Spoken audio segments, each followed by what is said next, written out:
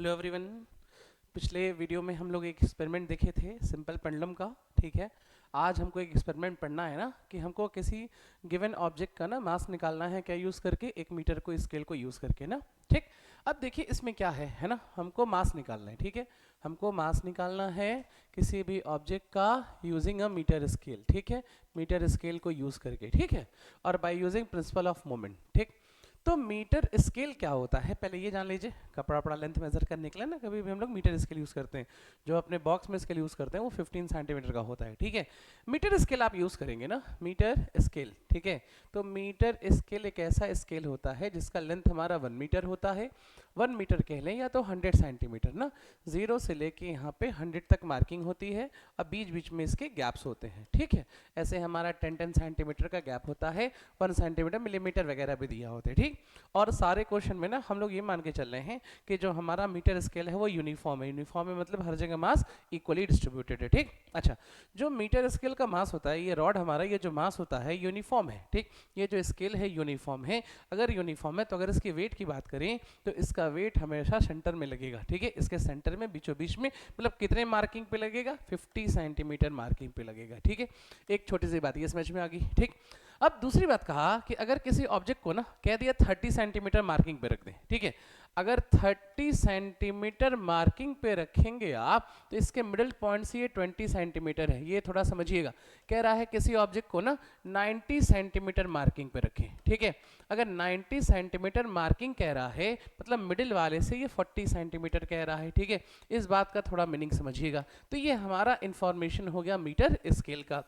अच्छा, अब कहा प्रिंसिपल ऑफ मोमेंट है ना। प्रिंसिपल ऑफ मोमेंट में आप लोग जानते हैं कि जैसे मान लीजिए आपका ये स्केल है। ठीक है, ये आपका बीच में ये फलक्रम लगा हुआ है जहां पे ये बैलेंस है। अभी हम मीटर स्केल का मास नहीं ले रहे ना, कुछ क्वेश्चन में मीटर स्केल का मास नहीं लेगा, कुछ क्वेश्चन में मीटर स्केल के मास को भी कंसिडर करेगा। ठीक, मान लीजिए यहाँ से मास m1g लगा है, यहाँ से मास m2g लगा है, ये x डिस्टेंस पे है, ये y है ना। अच्छा, मास का मोमेंट क्या होता है, ये मोमेंट ऑफ फोर्स ना, फोर्स इनटू डिस्टेंस होता है। ठीक, अच्छा अब ध्यान से देखिए, ऐसे थोड़ा समझिएगा। ठीक, अगर ये m2 नहीं होता, अगर m2 नहीं होता तो ये खट से नीचे आता है। नीचे आने का मतलब है ये ऐसे घूमता है ना, ऐसे घूमने का मतलब है ये एंटी क्लॉकवाइज घूमता, तो इस मोमेंट को कहेंगे एंटी क्लॉकवाइज मोमेंट। अब अगर ये नहीं होता, ठीक है, तो ये वाला ये नीचे आता, ये ऐसे घूमता, ये क्लॉकवाइज मोमेंट है ना। दो मोमेंट है, एक क्लॉकवाइज मोमेंट है और एक एंटी क्लॉकवाइज मोमेंट। ठीक, जितना क्लॉकवाइज मोमेंट होता है उतना ही एंटी क्लॉकवाइज मोमेंट होता है। ठीक है, तभी हमारा स्केल बैलेंस होगा। स्केल बैलेंस होने का मतलब इक्विलिब्रियम में होना, इक्विलिब्रियम होने का मतलब है ना कि नेट टॉर्क जीरो लगना। ठीक है, यही हमारा प्रिंसिपल ऑफ मोमेंट है, जितना क्लॉकवाइज मोमेंट होगा उतना ही एंटी क्लॉकवाइज मोमेंट होगा। आप पूरे सिस्टम की बात करें तो पूरे सिस्टम पे लगने वाला नेट टॉर्क हमारा जीरो है। ये इसका बेसिक सा प्रिंसिपल है, आपने रोटेशन मोशन में ये सारी चीजें पढ़ी होंगी ना। अच्छा, ये जो पाइवटेड है या फलक्रम लगा है ना, जरूरी नहीं है सेंटर में लगे, है ना। सेंटर में लग सकता है, क्वेश्चन के अकॉर्डिंग सेंटर में नहीं लग सकता है, लेकिन मीटर स्केल का मास दे भी सकता है, नहीं दे सकता है। अगर मीटर स्केल का मास दिया है, ठीक, तो मीटर स्केल का मास अगर दिया है, उसका जो हमारा वेट होगा, मास होगा, वेट होगा, वो हमेशा मीटर स्केल के सेंटर में ही लगेगा ना। ये इसका थोड़ा सा एक्सप्लेनेशन हो गया। ठीक है, फिर आगे आ जाइए, क्या करते हैं, इस पे कुछ क्वेश्चन करते हैं। बहुत बेसिक क्वेश्चन है। कह रहा है एक आपका मीटर स्केल है, यूनिफॉर्म मीटर स्केल है। ठीक है, यूनिफॉर्म मीटर स्केल कहने वाला हर जगह का मास डिस्ट्रीब्यूशन इक्वल है। इस क्वेश्चन में मीटर स्केल के मास के बारे में कोई डिस्कशन नहीं है। ठीक, कह रहा है 40 kg का मास है, ये 40 सेंटीमीटर पाइवटेड है, ये 20 सेंटीमीटर मार्किंग पे रखा है। ठीक, तो 80 kg का पोजीशन कहाँ रखें हम ताकि ये इक्विलिब्रियम में रहे। तो सिंपल सी बात है कि ये जो डिस्टेंस है ना, ये डिस्टेंस अगर ये 40 है, यहाँ से यहाँ तक ये 20 है, यहाँ से यहाँ तक ये 40 है, तो ये हमारा 20 सेंटीमीटर होगा, है ना। अब ये 20 सेंटीमीटर होगा और ये गैप मान लेते हैं x से। ठीक है, x सेंटीमीटर है। अच्छा, इसका जो मोमेंट होगा इधर होगा, इधर होने का मतलब कैसा, एंटी क्लॉकवाइज, और इधर होने का मतलब कैसा, क्लॉकवाइज, है ना। तो अगर ये इक्विलिब्रियम में है तो जितना क्लॉकवाइज होगा उतना एंटी क्लॉकवाइज। तो चलिए 40 kg का करते हैं, 40 kg, 40 kg मतलब 40 g वेट ना, इनटू इसका डिस्टेंस कितना है, इनटू इसका डिस्टेंस जो है 20 सेंटीमीटर, सेंटीमीटर में है ये। और इसी तरह इसका अगर बात करें तो 80 g इंटू कितना, ये पोजीशन x माने हैं, तो लिख सकते हैं 40 से 40 g 40g हमारा 2 टाइम्स कैंसिल हो गया, ठीक है, 2 टाइम्स कैंसिल हो गया, तो 20 centimetre is equal to 2x, तो x की वैल्यू हमारी आ गई 10 सेंटीमीटर ना, x की वैल्यू 10 सेंटीमीटर आ गई। ये जो 10 सेंटीमीटर आया ना, ये 10 सेंटीमीटर 40 सेंटीमीटर से आया, तो 40 से 10 आगे मतलब 50 सेंटीमीटर मार्किंग पे रखेंगे ना। अगर पूछा होता इससे डिस्टेंस तो बताते 10 सेंटीमीटर, लेकिन पूछा ना कि किस पोजीशन पे रखेंगे, तो आप रखेंगे कहाँ पे, 50 सेंटीमीटर पे। इस क्वेश्चन में आते हैं, इस क्वेश्चन को थोड़ा ध्यान से देखिएगा। इसका जो है 35 kg है, मतलब 35g है, ठीक है, 35g, ठीक। इसका जो है 25 kg है, मतलब 25g है। ये स्केल, ये वाला भी स्केल इक्विलिब्रियम में है, स्केल का मास नहीं दिया है। इसका 40 है तो इसको 40g ले लेते हैं, ठीक है। कह रहा है आपको 40g का पोजीशन निकालना है, ये इक्विलिब्रियम में है, ठीक। ध्यान से देखिए, ये आपका एंटी क्लॉकवाइज घूमेगा ऐसे, है ना, ये वाला आपका क्लॉकवाइज घुमाएगा और ये वाला क्लॉकवाइज घुमाएगा। अगर ये हमारा इक्विलिब्रियम में है तो जितना एंटी क्लॉकवाइज होगा उतना ही क्लॉकवाइज होगा। चलिए एंटी क्लॉकवाइज एक तरफ करते हैं, क्या लिखें बताइए, 35g इंटू ये डिस्टेंस कितना है 1.5, ये मीटर में है सारा ना, मीटर में ऑलरेडी दिया है, ठीक। 25g इंटू 0.4 और इसको मान लेते हैं ये कितना है प्लस 40g, 40g इंटू कितना माना हमने पोजीशन, मान लेते हैं ये पोजीशन x है, ठीक है, ये पोजीशन x है, यही कैलकुलेशन कर लीजिए, g 35 1.5 15 5 75 7 कैरी 15 3 45 7 45 7 52.5 आ गया, और 25 इंटू 4 100 और पॉइंट है तो 10, दैट इज 40g। ये आपका 40x आ गया, जी कैंसिल ना, ये हो गया 42.5, ये 40 है तो अपॉन 40 कर लें, ये x आ जाएगा। अब x की वैल्यू आ गई, एक और कर दे 4.25, 4.25 बाई 4 1 टाइम्स 64.06 मीटर के आसपास आएगा ना। ये हमारा पोजीशन आ गया किसका, 40g का, ताकि इक्विलिब्रियम में ना। नेक्स्ट क्वेश्चन इसी का देखते हैं, ठीक है। नेक्स्ट क्वेश्चन में क्या है देखिए, 2 men carrying uniform rod of length l, ठीक है, 2 आदमी हैं, वो एक रॉड को कैरी कर रहे हैं, इस रॉड का लेंथ कितना है l है, चलिए ठीक। कह रहा है ऑन देयर शोल्डर, अपने शोल्डर पे कंधे पे रख के ना, a bar is half uniformly such that, अच्छा ये थोड़ा सा क्वेश्चन अलग लिखा हुआ है, ठीक है। ये कहने का मतलब ये है ना कि यूनिफॉर्म है, ठीक है, यूनिफॉर्म मतलब इसका सेंटर जो है, मान लीजिए on their shoulder the bar is half uniformly such that the 1/5 the load इतना फाइंड आउट, ठीक। कह रहा है एक आदमी, क्वेश्चन में समझा दे रहा हूँ, एक आदमी अपने शोल्डर पे रखा है, ठीक है, इसका जो भी वेट है, वेट तो सेंटर में ही लगेगा ना, ठीक है, और ये आदमी A है और ये आदमी B है, ठीक है। क्वेश्चन समझ लीजिए, इसमें थोड़ा सा गड़बड़ लिखा हुआ है, वो उस पे मत जाइएगा, ठीक। कह रहा है एक मीटर स्केल है जिसका लेंथ L है, ठीक है, लेंथ L है ना, इसका वेट नहीं दिया, वेट मैंने W मान लिया, ठीक। 2 आदमी हैं, दोनों अपने शोल्डर पे रख के इस वेट को ले जा रहे हैं, ठीक है। एक आदमी एक एंड पे खड़ा है और इस आदमी को इसके वेट का ना 1/5 पार्ट मिल रहा है, मतलब कि अगर इसका वेट W है तो इसको W/5 मिल रहा है, ठीक। अच्छा, उसको W/5 मिल रहा है तो इसको कितना मिलेगा, देखो इसको मिलेगा हमारा W/5 का W5/L, ये ना। अच्छा, ये बोला ये सेंटर है ना, तो ये L होगा, ये डिस्टेंस L नहीं, अगर पूरा L है तो ये L/2 होगा। अगर ये पूरा डिस्टेंस L है तो ये वेट बीच में, अगर ये एंड पे है तो बीच में लगेगा, L/2 होगा। मान लीजिए ये जो है ये L/2 पे हो, जरूरी नहीं है क्योंकि ये वेट अलग अलग है, तो मान लेते हैं x डिस्टेंस पे है। क्वेश्चन ये पूछा ना कि ये वाला जो आदमी है इस एंड से कितने डिस्टेंस पे होगा, तो जितना इसका मोमेंट है उतना ही इसका मोमेंट है। इसका मोमेंट देखो कितना होगा, देखो W/5 इंटू, है ना, ये डिस्टेंस कितना है L/2 इज इक्वल टू इसका कितना है 4 W/5 इंटू कितना, वो डिस्टेंस क्या मान ले x, W/5 है ना, 4 नीचे 8, तो x की वैल्यू कितनी आ गई L/8 आ गई।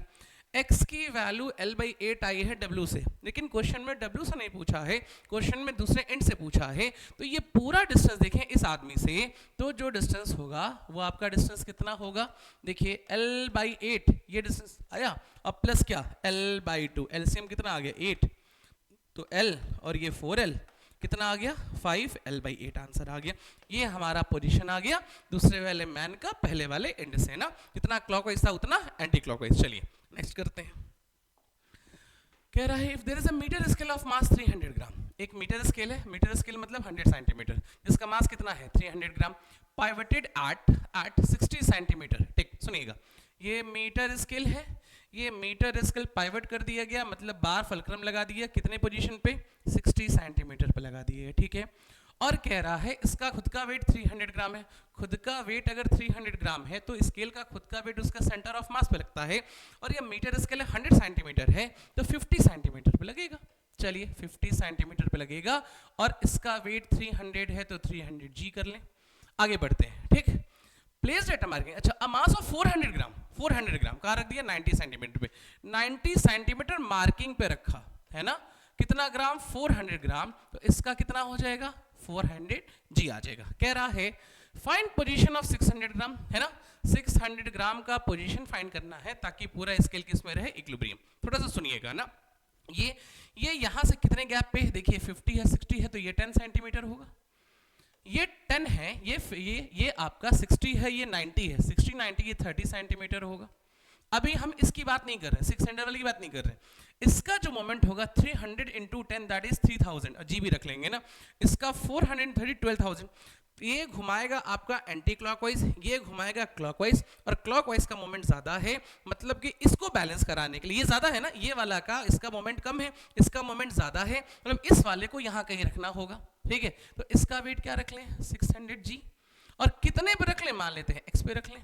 ये इधर इसलिए रखे हैं क्योंकि इसका मोमेंट ज्यादा है, ठीक है। अगर इधर ही रख देंगे तो वो बैलेंस ही नहीं कर पाएगी, नीचे गिर जाएगा, उठ जाएगा ना, इसलिए उधर रखे हैं। चलिए अब ध्यान से देखो, ये इधर घुमाएगा, ये भी इधर घुमाएगा, ये इधर घुमाएगा, ये कैसा घुमाएगा एंटी क्लॉकवाइज, ये भी कितना घुमाएगा एंटी क्लॉकवाइज, ये कैसा घुमाएगा क्लॉकवाइज। चलिए 600 से स्टार्ट करते हैं, 600 जी कितना माने हैं x प्लस, फिर क्या लिए हैं 300 जी इंटू कितना 10 इज इक्वल टू क्या लिखे 400 जी इंटू क्या 400 जी इंटू 30 सेंटीमीटर, सब सेंटीमीटर में, 00 जी 00 जी 00 जी कैंसिल, क्या बचा 6x इक्वल कितना 30, अब प्लस यहाँ क्या बचा 120, तो ये आपका आ गया 150, कैलकुलेशन सही है ना 600, ये गड़बड़ हो गया, एक मिनट एक लाइन गलत हो गई है, करते हैं इसको ना। हाँ देखिए ये है आपका 6G, ये आपका बच गया है 6G, ठीक है। ये आपका 6x प्लस ये 300G ना 30, और ये आपका आ गया 120, ठीक है। तो ये आपका आ गया 6x की वैल्यू 90, तो x की वैल्यू 90/6, 15 इंटू कैंसिल हो गया सेंटीमीटर, है ना। तो 600 का पोजीशन आ गया 15 सेंटीमीटर आ गया, 15 सेंटीमीटर यहां से है 15। अब सोचिए ये 15 सेंटीमीटर है, सोचिए बनाने के लिए ये 60 है, तो ये पोजीशन क्या होगा, अगर पूछा होता 60 सेंटीमीटर से कहां, तब तो आप बता देते 15 सेंटीमीटर, लेकिन पूछा मार्किंग, तो देखिए अगर ये पूरा 60 है यहां से यहां तक और ये 50 है तो बचा हुआ 45 होगा ना, मतलब इसका जो पोजीशन है वो क्या है 45 सेंटीमीटर मार्किंग पे रखेंगे ना, मार्किंग 45 सेंटीमीटर होगा, लेकिन फुलक्रम पूछेगा तो आप 15 सेंटीमीटर बनाएंगे, जितना क्लॉकवाइज है उतना ही एंटी क्लॉकवाइज। चलिए अगला क्वेश्चन करते हैं। अगला क्वेश्चन कह रहा है ए 5 kg मास, उसी जैसा है ना, mass a 5 kg mass at 10 centimetre marking on a metre scale. चलिए मीटर स्केल है, 5 kg मास को रखे हैं, कहां पे रखे हैं 10 सेंटीमीटर पे, 10 सेंटीमीटर पे 5 kg मतलब 5G को रख दिया जो क्वेश्चन ने कहा। फिर कहा metre scale is balance at marking 30, है ना, मीटर स्केल बैलेंस है मार्किंग कितने पे 30 सेंटीमीटर पे मार्किंग है। चलिए ये भी कर दिया, मतलब कि 30 सेंटीमीटर पे फुलक्रम लगाया हुआ है, ठीक। Find position of mass 3 kg, ठीक है, 3 kg का पोजीशन फाइंड आउट करना है, ठीक है, इक्विलिब्रियम के लिए। Mass of scale 2 kg, scale का मास 2 kg है, तो सबसे पहले ना स्केल का मास 2 kg लगा लेते हैं ना। स्केल का जो मास होता है हमको पता है सेंटर में, सेंटर मतलब कहाँ 50 सेंटीमीटर, तो ये इसका 50 सेंटीमीटर है और इसका मास 2 kg है, तो ये हो जाएगा 2G, ठीक। अब समझिए ये डिस्टेंस कितना है, ये 30 है, ये 10 है, तो 20 सेंटीमीटर, और ये आपका 30 50 तो ये भी 20 है।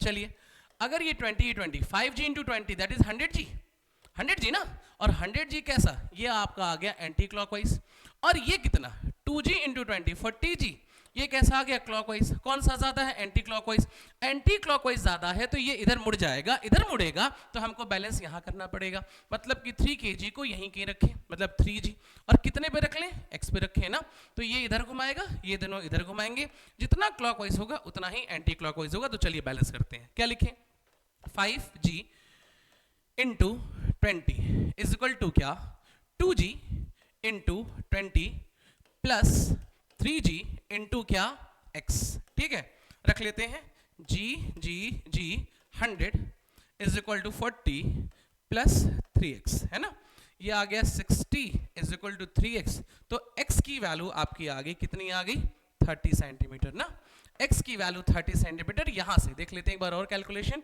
5g इंटू 20 फिर क्या 2g इंटू 20, ठीक है, फिर 3g इंटू x, ये 100 हो गया, ये 40 हो गया, 63, ये 20 सेंटीमीटर, है ना, जो स्केल है ये बिल्कुल गलत हो गया था, 20 सेंटीमीटर ना, मतलब इसको हम 20 सेंटीमीटर पे रखे, 20 सेंटीमीटर मतलब इसी की जगह रखें, है ना, जहां 2 kg, और डायरेक्ट भी देख सकते थे ना, 3 2 5 और ये 5, तो इस 5 को 5 बैलेंस तभी करेगा जब 3g वाला यहाँ पे होगा, कैलकुलेशंस भी देख लिया, डायरेक्ट भी देख लें, तो इसका जो पोजीशन आ गया 20 सेंटीमीटर, मतलब अगर यहाँ से देखें तो 20 और अगर इसकी मार्किंग देखें तो 15 सेंटीमीटर आ गया, जितना क्लॉकवाइज मूवमेंट है उतना ही एंटी क्लॉकवाइज मूवमेंट, ये भी हो गया।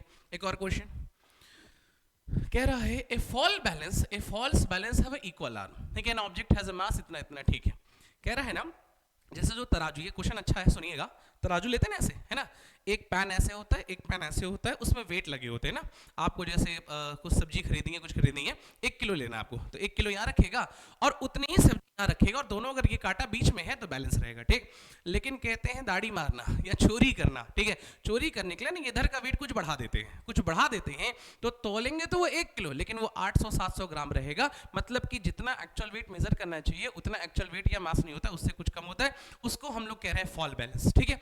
अब ध्यान से समझिएगा इसको हम क्या कह रहे हैं, कह रहा है 2 पैन है, ठीक, 2 पैन है, अगर एक बार हम इस पैन में किसी चीज को मेजर कर रहे हैं तो उसका वेट आ रहा है x, है ना, और एक बार उसी चीज को इस पैन में मेजर कर रहे हैं तो उसका वेट आ रहा है y, ऐसे समझिए, 2 पैन है, एक में रख रहे हैं तो x आ रहा है, एक में रख रहे हैं तो y आ रहा है, तो उस जो भी हमारा वेट है उसका एक्चुअल वेट क्या है, सुनिएगा ध्यान से, अगर मान लीजिए हमारे ये स्केल है, ठीक है, ये बीच में ऐसे लगा हुआ है, ये लेंथ l/2 है और ये भी लेंथ l/2, जो भी आप देखते हैं ना वेइंग बैलेंस वगैरह कहते हैं वो आपका सेंटर में ही रहता है, ठीक है।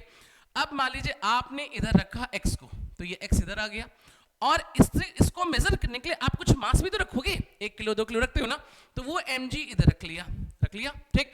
अब ध्यान से देखो, ये L है, ये l/2 है ना, सेंटर में होना चाहिए, लेकिन वो चोरी करने के लिए यहाँ पे कुछ और वेट लग गया, मान लीजिए वो वेट लगा W और कितने पे लग गया Z पे, ध्यान से समझिए, ठीक है। इसी फिगर को उल्टेंगे, अब ध्यान से देखो ये कैसे घूमेगा, एंटी और ये हमारा क्लॉक, तो इनका मोमेंट निकालिए, क्या लिखेंगे बोलिए, l/2 ना लेके L ही ले लेते हैं, ज्यादा इजी रहेगा, ठीक है, l/2 भी ले सकते हैं, तो XL हो गया ना, अब plus WZ is equal to कितना mg इंटू कितना L, यहां से WZ की वैल्यू बात करें तो mgl minus XL, this is equation, ठीक। अब दूसरा फिगर बनाते हैं, सेम है ना, ये तो उसका बैलेंस ऐसे ही रहेगा ना, अच्छा अब फिर से ये हमारा L है, ये भी हमारा L है, जो एक्स्ट्रा वेट था वो W यहाँ है और वो Z पे है, अब जो mg जो यहाँ रख रहे थे वो यहाँ ना रखे, वो यहाँ रखे, मतलब वेट तो mg रहेगा ना, जिससे तोलेंगे, जैसे मान लीजिए आपने मेजर किया, तोलने वाला वेट तो सेम रहेगा ना, जिससे आप जो बटकरा गए थे वो बटकरा mg था और बाद में भी mg रहेगा चाहे दूसरे पे रखो, तो इस mg को यहाँ रख दिया। अब इस mg को यहाँ रख रहे हैं और जिस ऑब्जेक्ट का वेट मेजर कर रहे हैं, जो x आ रहा था वो x ना आगे क्या आया, y आया। अब बैलेंस कराओ, ध्यान से देखो, तो क्या लिखे यहाँ से, ये तो क्या लिखे mgl plus WZ is equal to क्या y इंटू L, क्या लिखे यहाँ से WZ की वैल्यू YL माइनस MGL, ये इक्वेशन 2 है ना, ये इक्वेशन 1 है, ये इक्वेशन 2 है। अच्छा, जो एक्चुअल वेट होगा, जो वो बटकरा होगा उसी के बराबर होगा, बटकरा मतलब जो यहाँ पे हम क्या माने mg, यही हमारा एक्चुअल वेट होगा, इसी की वैल्यू निकालेंगे xy के टर्म्स में ना, इस 1 को और 2 को इक्वेट करिए, क्या मिलेगा देखो, ये भी WZ ये भी WZ, कितना मिला MGL minus XL is equal to YL minus MGL, ये MGL उधर जाएगा तो 2 MGL इज इक्वल टू ये इधर भेज दें तो क्या मिलेगा x plus Y into L, तो L से L हमारा कैंसिल, तो 2 mg की वैल्यू आ गई x प्लस वाई, तो mg की जो वैल्यू आई ये आ गया आपका x प्लस वाई बाई 2, जो भी ऑब्जेक्ट का आप वेट मेजर कर रहे थे वो इसका एक्चुअल वेट है x प्लस वाई बाई 2, एक पैन में मेजर किया तो x, दूसरे पैन में मेजर किया तो y, फिर से कह रहे हैं x को मेजर करने के लिए मैंने mg लिया, हमको लग रहा है जैसे आपको 1 किलो लेना है सब्जी, है ना, तो आप यहाँ पे रखेंगे 1 किलो और यहाँ रखेंगे सब्जी, और ये अगर बराबर है तो कहेंगे ये सब्जी 1 किलो की है, ठीक। तो ये 1 किलो है। अब अगर पलट दिए तो यही क्वेश्चन है, तो देखो आपने इधर x रखा, इसको मेजर करने के लिए mg रखा, और इसको मेजर करने के लिए अगर ये फैन पलटोगे तो ये mg जो यहाँ था वो mg यहाँ आ जाएगा, और जो x मेजर कर रहा था वो x ना के y आ रहा है ना। तो वहीं पे दो बार इक्वेशन बनाए हैं, एक बार x यहाँ रख के mg यहाँ रख के, और एक बार y यहाँ रख के यहाँ पे mg रख के, तो हमारा जो एक्चुअल वेट आ रहा है वो कितना आ रहा है x प्लस वाई बाई 2, और इसी को हम लोग कहते हैं फॉल बैलेंस, है ना। ये हमारा मीटर स्केल का क्वेश्चन हो गया। मीटर स्केल के क्वेश्चन को मेजर करके सारा टॉर्क वगैरह देख लिया, सारा बैलेंसिंग देख लिया। नेक्स्ट टॉपिक में अगला एक्सपेरिमेंट देखेंगे ना। चलिए, थैंक यू।